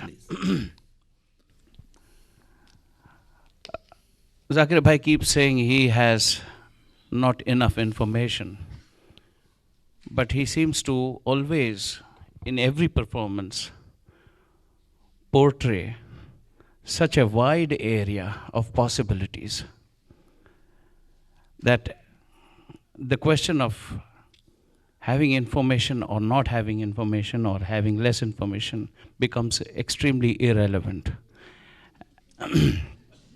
And my experience is... I didn't tell him to say that. My experience is every Peshkar, every time Zakir Bhai plays, as he said, starting from sparse and building it up, the whole intent is to make a huge musical experience out of the Peshkar. And this, he has taken, I think, Peshkar to such extent and such heights, or I would say such wide possibilities, that at times a question comes to a listener's, a tabla player's mind, are the other things necessary now? Very true. It's so complete in itself. It is so complete in itself. It is something like the experience that you would get from a superb alap of, say, Ustad Ali Akbar Khan Sahab, is what you would get from Zakir Bhai's Peshkar. And he shows you the whole world of possibilities, rhythmic, musical, within that concept called Peshkar. And so I feel Zakir Bhai has really expanded the scope of this concept to so far, I mean, untouched areas, you know, so far never touched before. And very kind, thank you so very much, Nayan Bhaiya. It's not just, I mean, I don't know what to say, such blessing, really. And whenever you're talking, you are really, pardon? Are you older or am I older? We'll decide that later. No, accordingly the blessing.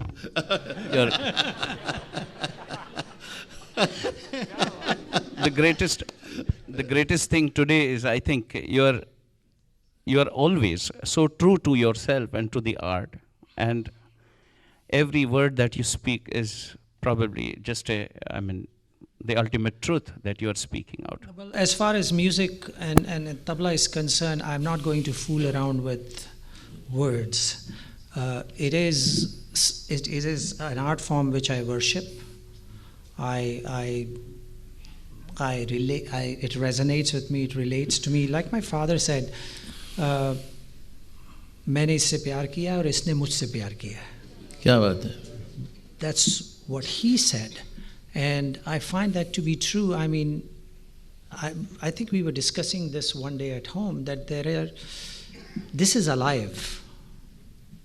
An instrument has a spirit. So, Kishan Maharaj Ji was climbing. I keep coming back to Kishan Maharaj Ji, maybe because, I don't know, he had a way with words and was able to speak his mind. Others may not have been able to do it in such a clear manner. Somebody said to him, "Best of luck, Maharaj Ji." And he said, "देखें भाई आज तबला क्या कहता है." क्या बात है? तबला क्या कर रहा है? In that little simple statement, it's not just him. He is reliant on what this wants to do that day, how it wants to help him speak. It is a very special thing. You have to know that when Ustad Vilayat Khan Sahab played sitar and his hands were on the instrument, you did not know where the sitar stopped and where the hands began. क्या बात है? क्या बात है? It was almost like the hands were inside the sitar and the sitar was Vilayat Khan Sahab. क्या बात है? And when he played the chikari, I mean, it was a most unique chikari sound. No one ever played chikari like that, or it sounded like that. But you could tell that this person was one with his instrument. And that connection was such that the confidence between the two of them was that they could conquer the world. Very true. The sitar was ready to respond to the highest level of creativity.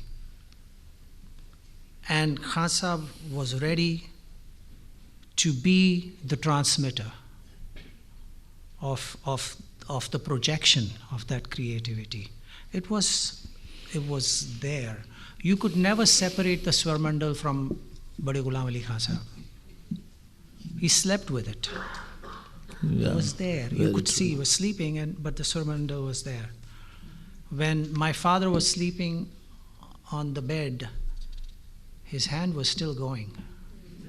In his sleep, he's snoring, but this is still going. There is a spirit. It lives and connects. It's very emotional for me to speak about it.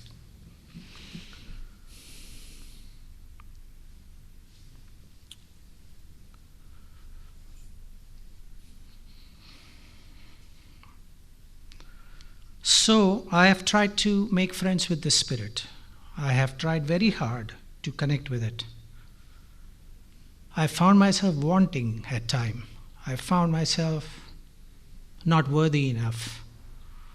And so sometimes connection happened, sometimes it didn't. But when the spirits met, magic appeared. Very true. क्या बात? And to see that appear in such great maestros makes this life worthwhile. And so I have to say that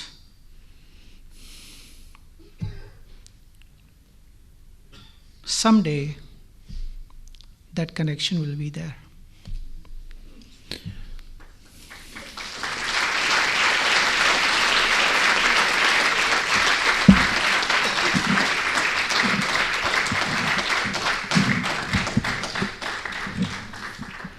कुछ क्या मैं बोलूँ मालूम नहीं है मेरे को, लेकिन I cannot but say about an incident which happened in Israel some years ago. Zakir may not remember it, but I think it is very important at this stage of emotional outburst that I should say this, about this incident. We were also in Israel at that time, and in Jerusalem. I telephoned. I was told that Zakir bhai is also there. So he said, Arvind bhai, ye hotel mein Indian restaurant, yahan hum khana wana saath khayenge. Khair, we went. It was quite late because I was practicing a Shakti group. And so about 3 o'clock we started lunch. And there was another table. There was just nobody in the restaurant except one table where one Israeli couple and a little child, they were sitting there. And we finished, we were chit-chatting. It took almost 1 hour to finish lunch. And about 4 o'clock, 4:30, when we got up, that couple came to Zakir bhai. They were waiting for almost 2 hours. And the man told Zakir bhai, we heard you last night. Would you please put your hand on my child's head? I think a foreigner, just imagine the magic that Zakir bhai can do. उन्होंने घर पे बोला कि तबले के साथ दोस्ती करनी पड़ती है. That is what, and I think it's a divinely graced person, a divinely blessed person. That is, I think. No, but just to expand further, each artist, each musician, and I will just talk about tabla players. They are known for a particular thing. The sound of Pandit Shamta Prasad ji, Dayan Bayan, the balance, the abhas, the swar. मैं घर पे नहीं हूँ भाई, किसी का phone बज रहा था. He's known for that. Kishan Maharaj ji is known for the gait of his rhythm. I heard instrumentalists say, and this is not in any way demeaning tabla players, other tabla players, that it is such a difficult thing for tabla players when they are accompanying an instrumentalist, that when it's their turn to play, the tempo increases. The tempo is here, but by the time they finish their tihai, it's gone there. And then the instrumentalist brings it back and continues. That is something you don't have to do with Pandit Kishan Maharaj. This is something that Pandit Ravi Shankar once told me. And it was interesting, and I tried to emulate that in my playing as well, to try and make sure that the tempos remain the way they should in that way. So one. But every tabla player, every instrumentalist, whoever it is, but just to remain tabla player, they are known for something. They are known for their sound. Even today, when you talk about tabla players, you say, oh, Anindo bhai, but kya dhir hai? Or Sapan bhaiya, और भैया क्या बात है, क्या मतलब लखनऊ का बास तो है, लेकिन वो जो टुकड़े उकड़े जो बजाते हैं, क्या बात है, जवाब नहीं है. मतलब एक है उस्ताद अल्लाह रखा, वो क्या रेला, क्या तिरकट बजती है. मतलब everybody had their own ability to bring forth. And so what I wanted to say was that their connection with their instrument was of such level that they were able to make that journey with the instrument and find something that the instrument and the maestro agreed upon and projected that. Very seldom that it happens that you find a tabla player who across the board had carte blanche from the instrument to do whatever you want. Thirakwa Khan Sahab was such a tabla player who could play all elements, whether it was dhere dhere, tere kita, guts, qaida, toda, anything. And the way the hand moved, Ustad Habibuddin Khan Sahab. And in my time, I heard, of course, one other tabla player who had that ability was Ustad Nizamuddin Khan Sahab, जिसको हाथ वैसा हाथ के ऐसा connection तबले के साथ है कि जो सोचा वो बज गया.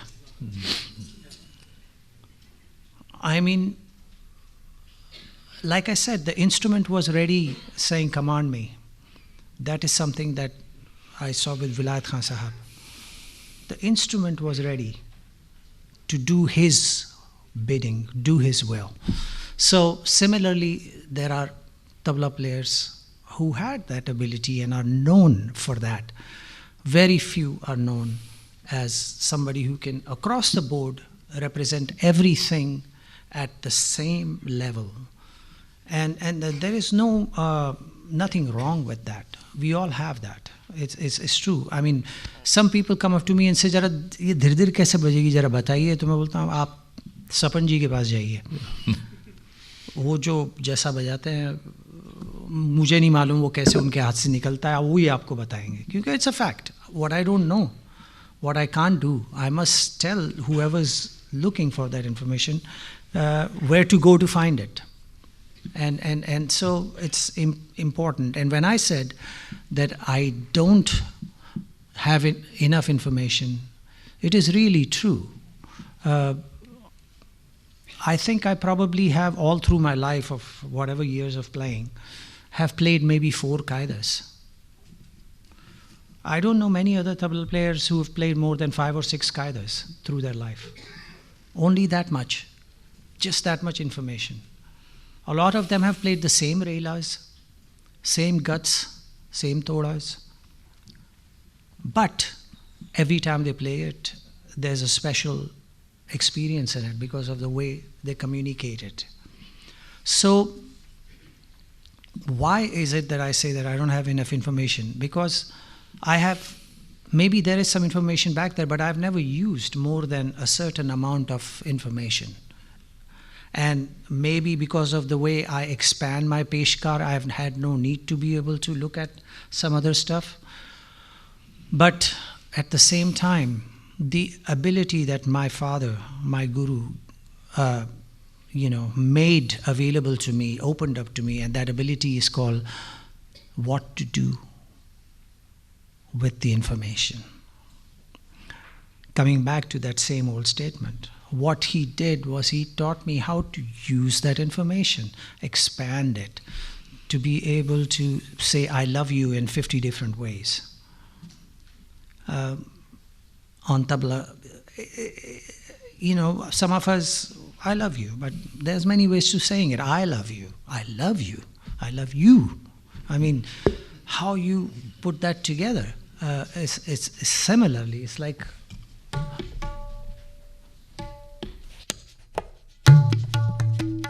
भैया थोड़ा कम करना, बूम हो रहा है.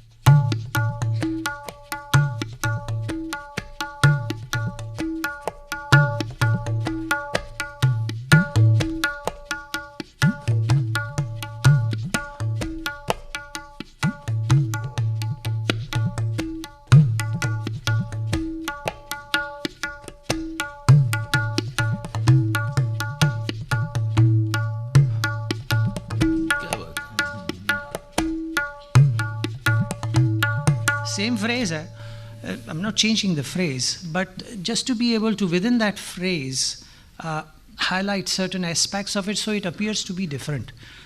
And you're saying the same thing differently. I mean, every phrase has already been played. Every tihai has already been made. Every melody has already been composed. And every nirvana-like statement has already been made. There's nothing left to do but to be able to say it in a way that people actually think that you're saying something different and that you are saying it.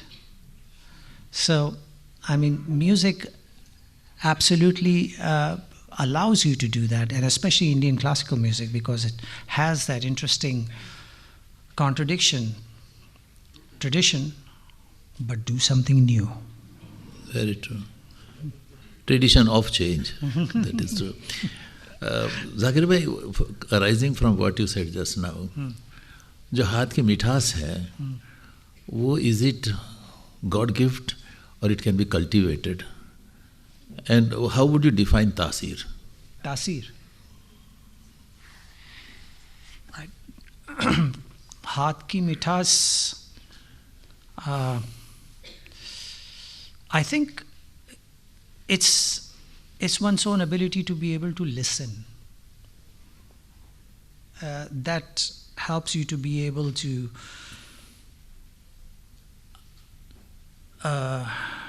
convey with grace whatever it is that you're going to perform. So that's one thing. Tasir is a blessing that has to come from somewhere else, from some other spirits.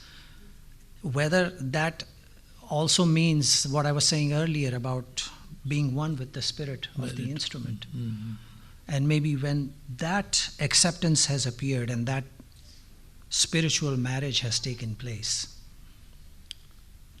that injects inside of you or blesses you with that tasir that you need for to be able to. I mean, when you're one, you are able to do things that are unthinkable.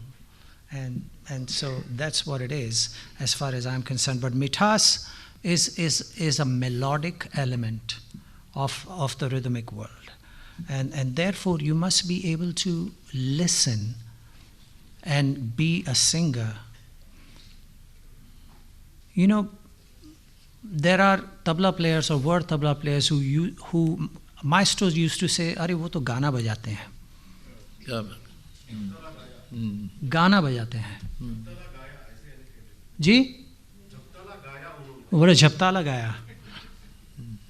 हाँ, ये अच्छा है कि झपताला गाया बोलते, झपताला खेला वैसा नहीं है. झपताला गाया है, आई मीन गाना बजाते हैं ऐसा, मतलब क्योंकि वो जो आई मीन हम लोग कुछ ऐसे भी होता है.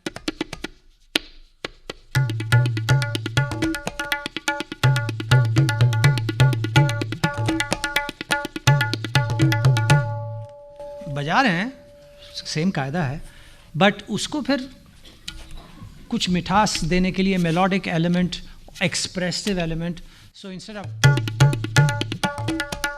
you have to change it.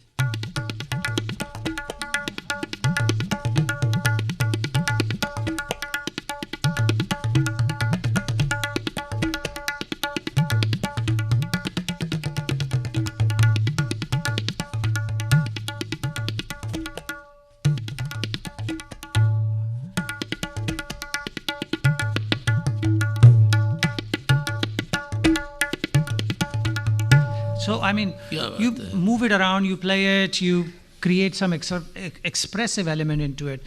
That's where the baya comes into play.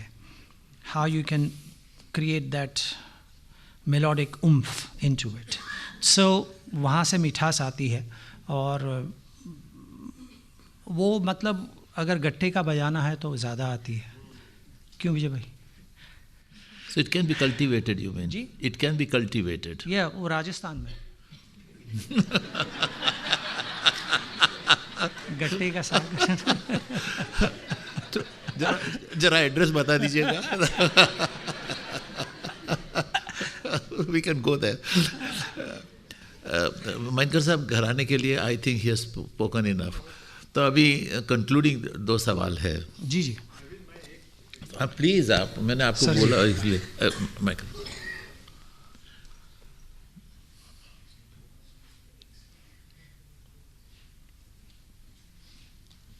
जरा नाम पहले बोल दीजिए. मेरा नाम है Arvind मुलगांवकर.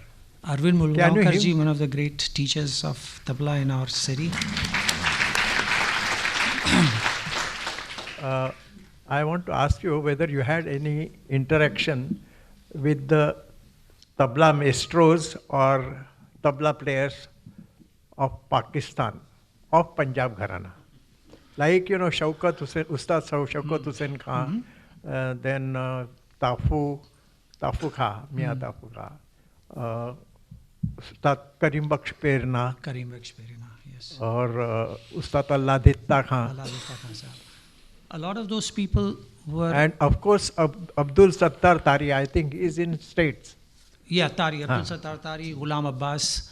There are some tabla players that I know. I've had extensive relationship with Ustad Shaukat Hussain Khan Sahab.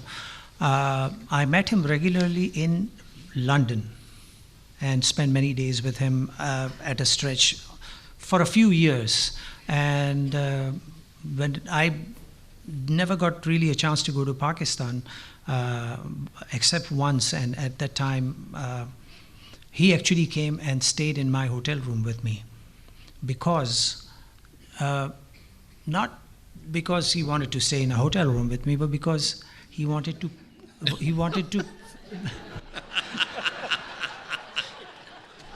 well, you know, we live in an interesting world these days, you know. Zakir bhai, you are impossible. He wanted to protect me. Punjab is a very interesting place. I mean, वहाँ दंगल होते हैं. And दंगल मतलब आपने सुना होगा कुश्ती में दंगल होता है. मतलब कोल्हापुर में दंगल कुश्ती का हो रहा है तो वहाँ वो दंगल उसको बोलते हैं. पाकिस्तान में या पंजाब में गाने बजाने को दंगल बोलते हैं. तो उसमें मतलब आज देख लेंगे क्या है. तो उसमें ये कोई चांस ही नहीं है कि मुझे बाद में इनवाइट करेंगे कि नहीं. वो पालकी वाला मामला नहीं है. यहाँ अपनी अपनी गाड़ी चलाओ. So in any case, that's the way. And Shaukat Khan Sahab, when I went to Punjab, was really concerned and worried that some crazy whatever, you know, from whatever camp he believed would come and do something silly with me and, you know, beat me up or something. I don't know what he was thinking. And so he came and he said, I'm going to stay with you until you leave. And, you know, you will see who I tell you to see and you will go where I take you and so on and on. And so that's how it was. He was very protective. And this is not just Punjab. It also happens in India. I remember when Ravi Shankar ji had his festival in Varanasi. Rimpa festival. So I went from here to play with Birju Maharaj ji and Ravi Shankar ji, two artists. So when I went, I hadn't been to Banaras without my father at all. That was the first time I was going there alone. So instructions were sent that please make sure that he, you know, well looked after, that he is protected, there's some security, and he doesn't go anywhere. And, you know, basically I was given instructions. कोई कुछ मीठा खाने को देगा नहीं खाना, कोई पान देगा तो नहीं खाना, इनके घर नहीं जाना, उनके घर नहीं जाना, जरा मतलब वो, I mean, some silly notions of, you know, that whatever. So and so when I arrived, Ravi ji agreed with my father that he will take care of me. So he was staying in a small village outside of Varanasi. He had his mansion. So I was taken there and I was put into one of the bedrooms in the mansion, and everybody was told don't allow him to go anywhere and he will stay there until he has to go to the concert with me. So tika. But me, you know, I was a little, you know, young whippersnapper in those days, and I had to go do my thing. So I called up a friend of mine and I said, please come and get me. This is where I am. So the friend came with a car and I snuck out of the house and I got into the car and I left. And my friend said, where do you want to go? I said, take me to first Pandit Shamta Prasad ji's house, and second to Pandit Kishan Maharaj ji's house. Now, these were the two places which I was strictly told not to go to. The two places where I was told not to eat anything, not to drink anything, whatever. The point I was trying to make in those days, however foolish it was or whatever it was, that, you know, someone had to take the first step, or else such mythical walls of distrust would not break down. And so I went to Pandit Shamta Prasad ji's house. I knocked on the door and Kailash Lal, his son, opened the door. अरे भैया आवा आवा आवा अंदर ले गए. तो बैठे, वो अंदर गए. थोड़ी देर में आए, बोले पिताजी आते हैं, जरा वो पूजा के लिए गए हैं. थोड़ी देर में पंडित जी arrived. He had a lota in his hand with वो पूजा का सामान and all that, and he was wearing a gamcha, a very पहलवान like dress. No issues. And अरे बेटा आओ बैठो बैठो क्या. I tell you, such love and affection poured out of him. It was an incredible thing to watch. And he embraced me and कैसे हो भैया कैसे हैं, so on and everything. चाय लाओ ये लाओ फिलाओ. अच्छा कैसे सब ठीक ठाक है ना. अभी कहाँ जा रहे हो. मैंने कहा चाचा किशन चाचा. हाँ हाँ जाओ मिलो मिलो. And he lives just around the corner from him. So I went there, same treatment. No issues, no nothing, no problem. In fact, they were so happy to see that I had been there. And I had never seen Kishan Maharaj or anybody come to my house in Bombay. But on his next trip, Kishan Maharaj came to the house. And my father was not there. And he sat down, he said, Bhabhi, थोड़ी देर बैठूंगा, चाय पीऊंगा, फिर जाऊंगा. Just like that. And suddenly, change has occurred. Now, we tabla players, we interact, we meet, we have friends, we have dinner together, we hang out, all that, everything. The relationship has changed immensely. So Shaukat Hussain Khan Sahab, coming back to that, was very protective because he felt that certain bad elements of music in Pakistan would, try to harm me. But obviously, that wasn't the case because I met those same bad elements later on in, since they were not allowed to meet me in Lahore, they showed up in Islamabad. And then we met in Islamabad and it was great, it was fine, it was hang out and have fun, and we went out and had biryani and whatnot, and all night I was up with heartburns, but who cares. But relationship was developed. But I learned a lot from Ustad Shaukat Hussain Khan Sahab, all Gat, Paran and so on. And this is another thing I have to say, we are never really sure as to what the definition is in our music. I used to ask, my father said, ye Gat hai, सीख लो, सीख ली. ये परन है, सीख लो. ये गत क्यों है और ये परन क्यों है. ये गत इसलिए है कि ये है और ये परन इसलिए है कि ये है. I mean, that's how the information was passed on to him, and that's how the information was passed on to me. The information was never questioned. It was given and it was taken, as a blessing. And religiously worshipped and practiced and revered and passed on, because that no questions were asked. And that's why our music is so interesting, why there are different definitions of the same thing in different gharanas.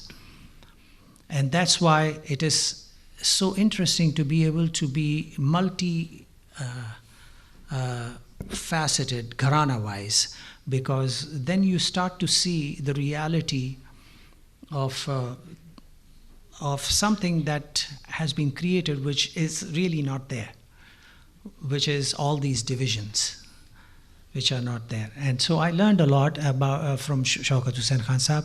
Tari and Ghulam Abbas, of course, we are all Guru brothers, like Yogesh Bhai and I, and Tawfiq, and we are all Guru brothers. And so we've all learned together. And Tari also studied with my father a bit, and so did Ghulam Abbas. And interesting thing was that the kind of information my father conveyed, compositions and stuff that my father played, there was a whole different set of compositions that Shaukat Hussain Khan Sahab played. Yeah. And it was interesting to see that his information differed so much from what my father's information was. And I wondered about that. And I wondered why, when I heard Mia Kader Baksh's recording, that he sounded so different from my father or from Shaukat Hussain Khan Sahab. And I mean, one explanation is that he was a pakhawaji, not a tabla player, so that made sense. But it is a fact that by meeting different tabla players in Punjab and by hearing recordings of Karim Bakhsh Perna ji or Allah Dita Khan Sahab and so on, I've learned a lot. But in Pakistan, it's a misconception that there are only Punjab Gharana tabla players. It's not true. There are Delhi Gharana tabla players. There are Farrukhabad Gharana tabla players. They're all there. Because they have, when they migrated at the time of partition, all types of musicians and tabla players of all gharanas went there. So they are all represented there. But like there's Kasur Gharana. So it's kind of an interesting thing that you can go and listen to Pandit Shanta Prasad ji and learn from him, and you will learn a whole set of Banaras compositions. And then you go to Kishan Maharaj ji and you learn a whole different set of things from him. But the collective information is amazing. To have all that available to you is just fantastic. This is the last question, Wow. Which I would like to ask you. I'm going to embarrass you. Please. It has been known that very famous artists find it difficult to manage their iconic status. Sometimes some of them become egoistic, difficult, awkward, and so on. Sounds How like do me. you manage to be so humble, respectful, affable, and a darling of the musical fraternity?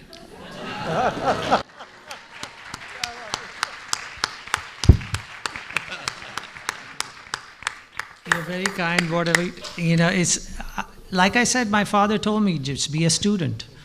There's no point in being a guru, you have to learn a lot, so that's it. The journey is what it's all about. So, what is the point in regaling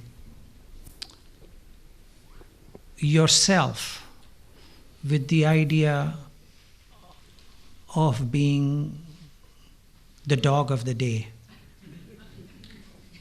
Because every dog has his day and I'm having mine, and some other dog will come along tomorrow. It's a dog's life. Doggone it. But anyway, so every dog has his day. I mean, I just feel that what I have is a blessing. I'm very fortunate to have received some information, some transmission that I'm able to share with people. I really honestly believe that this is the best toy that I've ever had. It's the greatest playpen that anybody can play in. And for me, just to be able to share this information with you, my friends, the audience, is really a great joy. And I just want you to know what an amazing thing this is. And I really enjoy doing that. And for me, that is really the pinnacle of my interaction with you and where I think I am. It doesn't matter if I'm not famous tomorrow. I mean, it doesn't bother me. I was not famous before, many years ago, and it was great. It was fabulous. And I'm hoping that, that it's still great. I mean, my father, I saw something which was very interesting to watch.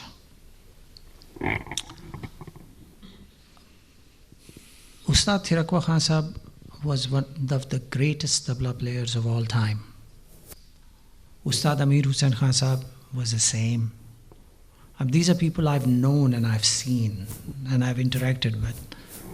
But they rarely got called to come and play concert with a sitar player or a sarod player or a vocalist or anybody. Rarely. It was rare. If ever there was a solo thing, they got a chance to play.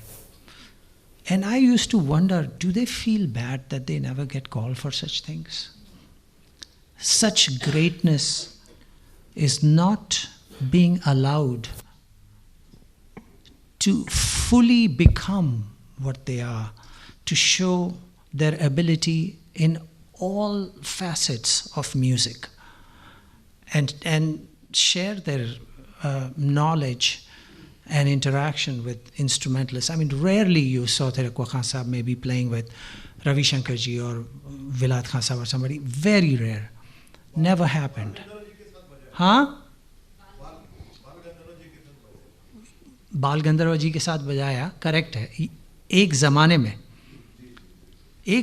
मैं वो बात कर रहा हूँ जब when I was seeing him. Similarly, three of the busiest artists, tabla players, Pandit Shyamta Prasad ji, Pandit Kishan Maharaj, Ustad Allah Rakha. Every conference, अगर वो instrument विलायत खान साहब होंगे या अली अकबर खान साहब होंगे, रवि शंकर जी होंगे, तो इन लोगों का होना ज़रूरी है. But after a certain time, even they were not called to accompany. We revered them, we honored them, and we went to hear them play solos. But they were, again, rarely called to do what they were known to do really well. And I watched that, and I felt bad for them. It just gave me an insight that there's no point in thinking that you've scored.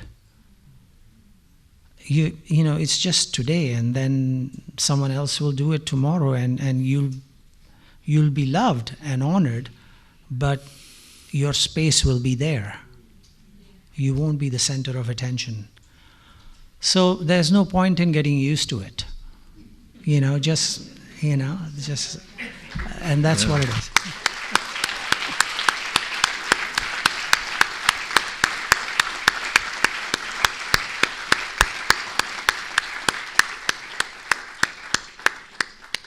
Thank you, Zakir bhai. Thank you so much. I'm sorry that I was not able to share much with you, because there isn't much to share. We can only request NCPO to have another session. But please go and do with it whatever you wish to do. I'm really thankful to you all for listening to me blab all this time, and